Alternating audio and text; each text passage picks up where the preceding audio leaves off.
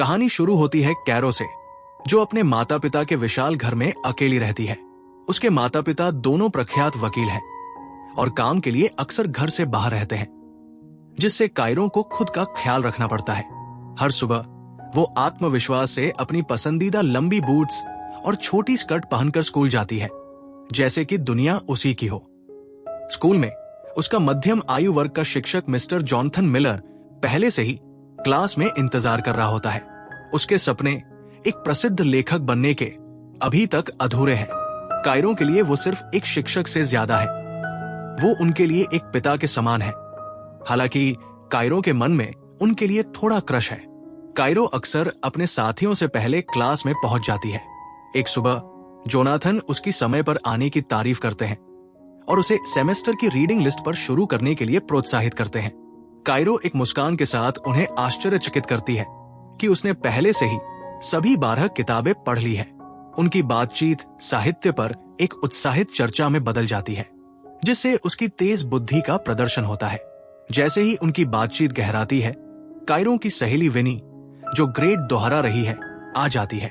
विनी खेल खेल में कायरो को कैफेटेरिया ले जाती है, जिससे जोनाथन उसके डेस्क पर किताबों पर नजर डालते हैं। जोनाथन जब किताबों का ढेर देख रहा होता है, तो उसका दोस्त बोरिस आता है।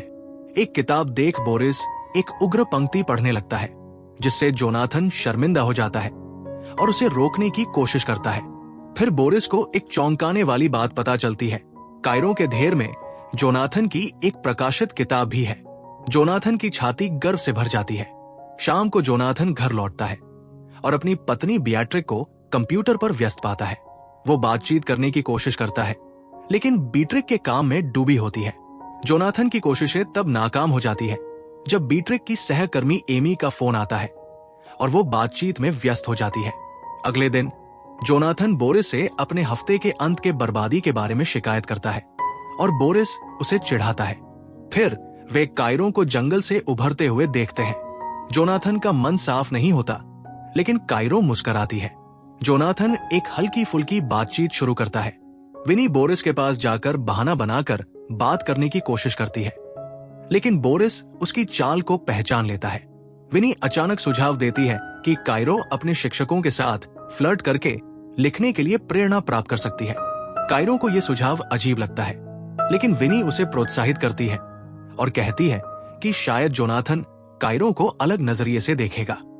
कायरो की जिज्ञासा बढ़ती है और वह जोनाथन के बारे में अधिक सोचने लगती है। एक दिन जोनाथन उसे अपने ऑफिस में मिलने के लिए कहता है। जब कायरो पहुंचती है, तो जोनाथन बोरिस से बात कर रहा होता है और उसे रात के खाने पर आमंत्रित करता है। कायरो अंदर आती है और जोनाथन डांस करते हुए पकड़ा जाता है। वो हंसते हुए अपने डांस मूव्स दिखाता है और उनकी बातचीत लेखन पर आ जाती है। जोनाथन कायरो के लेखन की तारीफ करता है और उसे एक चुनौती देता है कि वह अपने पसंदीदा लेखक की शैली में एक कहानी लिखे। अगर वो सफल होती है, तो वो सेमेस्टर पास कर जाएगी। कायरो उत्साह से इस चुनौती को स्वीकार करती है और जोनाथन की एक पुस्तक की पंक्ति का उद्धरण देती है। जोनाथन खुश हो जाता है और उसे सप्ताहांत पर मिलने के लिए आमंत्रित करता है।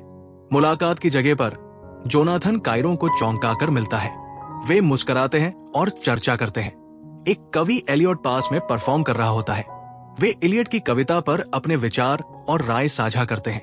कायरो जोनाथन को सिगरेट ऑफर करती है और वे साथ में धुआं उड़ाते हैं। कैरो अपने लुक को बदलने का फैसला करती है और बोरिस और जोनाथन के लिए कॉफी लाती है। उसकी नई आत्मविश्वास स्पष्ट है, क्योंकि वे मजाक करते हैं और वो उनके साथ सिगरेट भी साझा करती है। बाद में कायरो विनी को बताती है कि हालांकि जोनाथन ने उसके नए रूप पर स्पष्ट रूप से टिप्पणी नहीं की, लेकिन वो बता सकती थी कि उन्होंने इसे नोटिस किया था। कायरो अपनी कहानी को हेनरी मिलर की शैली में लिखने की योजना साझा करती है, जो प्रेम और अंतरंगता के विषयों का अन्वेषण करने के लिए जाने जाते हैं।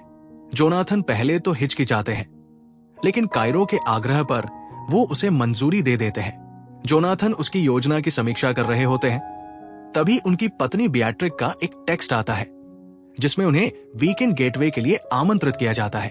अपनी पत्नी के विचारों से विचलित होकर जोनाथन जल्दी से कायरो की योजना को मंजूरी दे देते हैं। बाद में जब वे अकेले होते हैं, विनी कायरो को चिढ़ाती है कि वह उनके प्रोफेसर को बहकाने की कोशिश कर रही है। एक दिन कायरो अपने गायब फोन की तलाश में होती है, जबकि जोनाथन को एमी के कॉल से बार बार बाधित किया जाता है। आश्चर्यजनक रूप से जोनाथन का फोन बजता है और कायरो की आवाज सुनाई देती है। उसने गलती से अपना फोन जोनाथन के बैग में छोड़ दिया था। जोनाथन की पत्नी बीट्रिक्स स्थगित गेटवे से बढ़ती नाराजगी महसूस करती है। तनाव को कम करने की कोशिश में जोनाथन कायरो का फोन उसके घर लौटाने का प्रस्ताव देते हैं। भारी बारिश के बावजूद वो सहमत हो जाती है। जब वो पहुंचता है तो वो देखता है कि कायरो बारिश में एक आकर्षक पोशाक पहने हुए बाहर चल रही है। उनकी आंखें मिलती हैं और वे एक गहरे भावुक चुंबन साझा करते हैं। बाद में जोनाथन कायरो के बारे में सोचना बंद नहीं कर पाता। अचानक कायरो उसे अपनी मिड टर्म कहानी भेजती है, जिससे वो वास्तविकता में लौट आता है। बीट्रिक अपनी चिंताओं में व्यस्त जोनाथन के प्रयासों को नजरअंदाज कर देती है। स्पष्टता की तलाश में जोनाथन पास के एक छोटे से घर में जाते हैं और कायरो की कहानी को प्रिंट करते हैं। कहानी पढ़ते हुए वो उसकी परिपक्व और उत्तेजक कथा में पूरी तरह से डूब जाते हैं। अगले दिन कायरो क्लास में उत्तेजक कपड़े पहनकर आती है, लेकिन जोनाथन का व्यवहार उसके प्रति ठंडा होता है। चिंतित होकर वो पूछती है कि क्या कुछ गलत है। जोनाथन उसकी कहानी से निराशा व्यक्त करते हैं, इसे स्कूल असाइनमेंट के लिए अनुपयुक्त बताते हैं। कायरो समझाने की कोशिश करती है, लेकिन जोनाथन उसकी बात सुनने से इनकार कर देते हैं। नाराज और गुस्से में कायरो जोनाथन के लेखन को औसत और प्रेरणाहीन कहती है। उनका तर्क बढ़ता है और कायरो जोनाथन पर उसकी रचनात्मकता से जलन का आरोप लगाती है। जोनाथन पेशेवर बने रहने की कोशिश करते हैं और उनके शिक्षक छात्र संबंधों में सीमाओं को बनाए रखने के महत्व को दोहराते हैं। शाम को जोनाथन बीट्रिक के साथ कायरो की कहानी पर चर्चा करते हैं। इस बीच कायरो विनी के साथ शराब पीते हुए अपनी निराशा व्यक्त करती है। अचानक जोनाथन को प्रिंसिपल के ऑफिस से कॉल आता है। प्रिंसिपल उन पर कायरो के साथ अनुचित संबंध होने का आरोप लगाते हैं। जोनाथन आरोपों से इनकार करते हैं और बीट्रिक को आश्वस्त करने की कोशिश करते हैं। बीट्रिक उन्हें गंभीर परिणामों की चेतावनी देती है। अगले दिन कायरो क्लास छोड़कर प्रिंसिपल के साथ बैठक में शामिल होती है। जोनाथन और कायरो दोनों से उनके इंटरैक्शन के बारे में विस्तार से पूछताछ की जाती है। कायरो के जवाब एक गहरे संबंध का सुझाव देते हैं, जिससे जोनाथन अपने करियर और प्रतिष्ठा के बारे में चिंतित हो जाते हैं। प्रिंसिपल जोनाथन को निलंबित कर देते हैं। घर पर जोनाथन बीट्रिक को निलंबन के बारे में बताते हैं, लेकिन सब कुछ प्रकट करने में हिचकिचाते हैं। अंततः वो स्वीकार करते हैं कि उनके कायरो के प्रति भावनाएं हैं। उनकी बातचीत एक गर्म तर्क में बदल जाती है और बीट्रिक तलाक की धमकी देती है। इस बीच विनी कायरो का सामना करती है और चेतावनी देती है कि उसके कार्य जोनाथन के करियर को बर्बाद कर सकते हैं। कायरो विनी की चिंताओं को नजरअंदाज करती है और स्थिति को अपनी सबसे बड़ी जीत के रूप में फ्रेम करती है। वो इसे अपने कॉलेज निबंध में शामिल करना शुरू करती है। कायरो का निबंध जोनाथन के कथित दुराचार के परिणामों का ज्वलंत वर्णन करता है, जिससे उसने जो अराजकता पैदा की है उसका नाटकीय चित्रण होता है। अपनी लेखन समाप्त करने के बाद वो संतुष्ट दिखाई देती है।